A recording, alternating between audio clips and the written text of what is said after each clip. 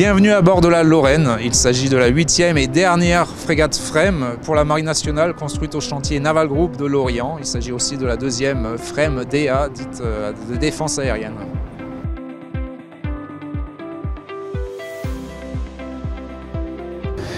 Commandant Offray, bonjour. Bonjour. Vous êtes le commandant de la Lorraine. Alors pouvez-vous, s'il vous plaît, tout d'abord nous présenter votre bâtiment? Alors la Lorraine, c'est la dernière d'une série de 8 frégates multimissions qui ont été construites à Lorient. C'est donc la plus aboutie. Elle se distingue des 6 premières frégates et ressemble en tout point ou presque à l'Alsace par ses capacités accrues dans le domaine de la défense aérienne.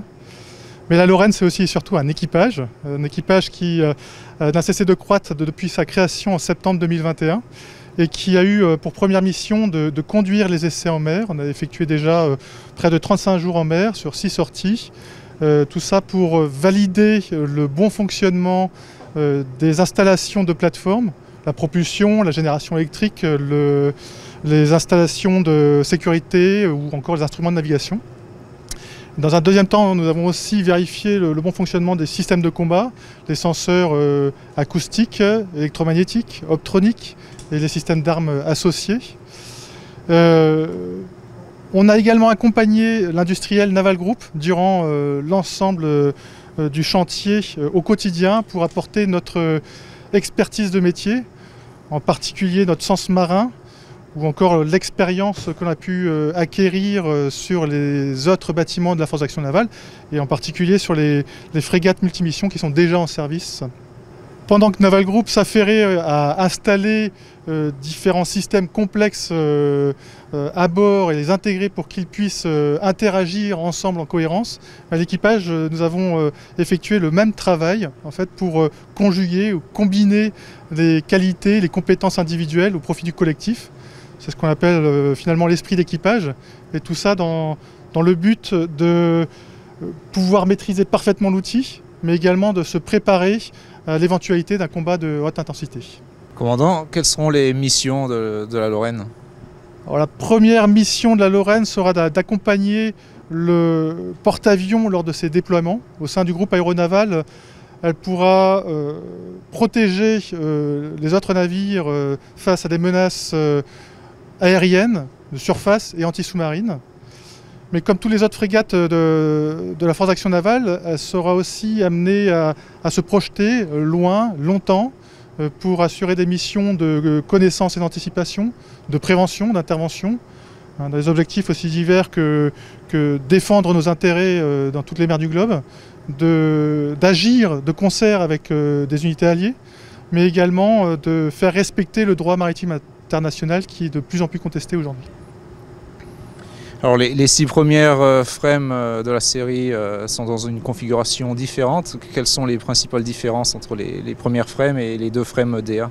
Alors je parlais de capacités de défense aérienne renforcées. Elles se traduisent en fait par des portées accrues, augmentées sur notre radar multifonction, avec le doublement de modules, mais également aussi avec une mâture milieu qui a été aplatie. On parle de mâture taille de guêpe et qui permet d'éliminer le masque résiduel qui pouvait exister sur le radar. On a également renforcé nos moyens de communication et de liaison de données tactiques et ajouté 3 consoles aux centrales opérations, tout ça pour assurer des fonctions nouvelles, la fonction de chef de lutte dans le domaine de la lutte anti-aérienne au sein d'une force navale, également fonction de fighter controller, c'est-à-dire de contrôle d'avions de chasse, comme les Rafales que vous pouvez avoir au sein du groupe aérien embarqué sur le porte-avions, ou encore les fonctions de force marshaller qui assurent le contrôle aérien autour du porte-avions. On a aussi, ça c'est une nouveauté, c'est-à-dire qu'on l'a même avant que l'Alsace puisse en disposer, une nouvelle conduite de tir, la conduite de tir STIR, qui apporte une réelle plus-value par rapport à la conduite de tir Nagir qui équipe actuellement les 7 autres frégates, puisque on ajoute à l'optronique une capacité de détection radar, et donc évidemment on gagne significativement en détection et en précision. Donc voilà pour les spécificités associées à la défense aérienne. En revanche, le bateau il dispose des mêmes capacités de lutte anti-sous-marine que les autres frégates. Et un système extrêmement performant, avec un sonar de coque 41T10 qui a déjà fait ses preuves depuis longtemps, un sonar remorqué type Captas 4 et son antenne linéaire remorquée.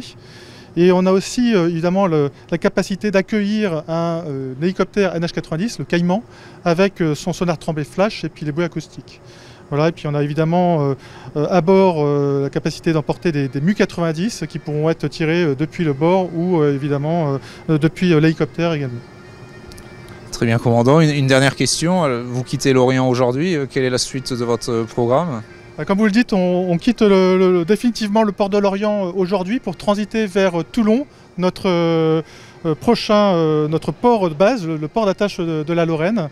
Et nous allons conduire à Toulon quelques reliquats d'essais. Il nous reste encore quelques essais de bon fonctionnement à terminer. Et ensuite, on va accélérer le processus de vérification des performances des différents senseurs à travers d'exercices qui vont permettre de solliciter le bateau dans les environnements tactiques chargés. Et puis également lors d'un déploiement de longue durée qui va permettre également d'éprouver les installations et systèmes dans le temps, sur la durée, dans différentes situations. Très bien, commandant, merci beaucoup et bon vent. Merci à vous. Olivier de la Bourdonnais, bonjour.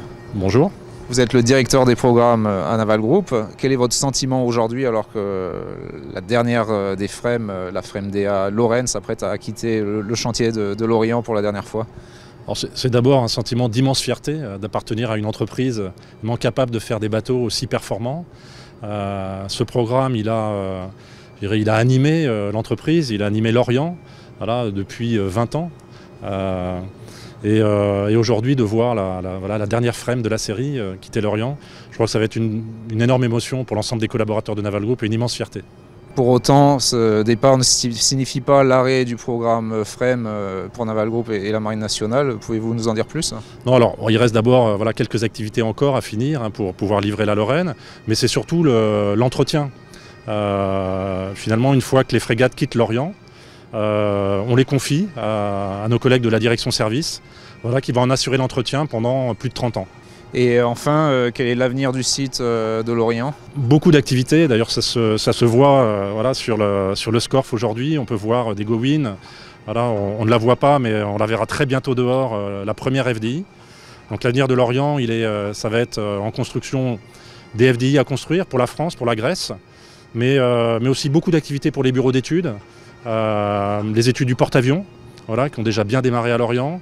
Et puis la perspective aussi de démarrer les études dès l'année prochaine, du prochain European Patrol Corvette, qui va poursuivre finalement cette aventure aussi de coopération européenne, dont les FREMM ont fait partie, avec nos collègues italiens et espagnols. Très bien, merci beaucoup. Merci.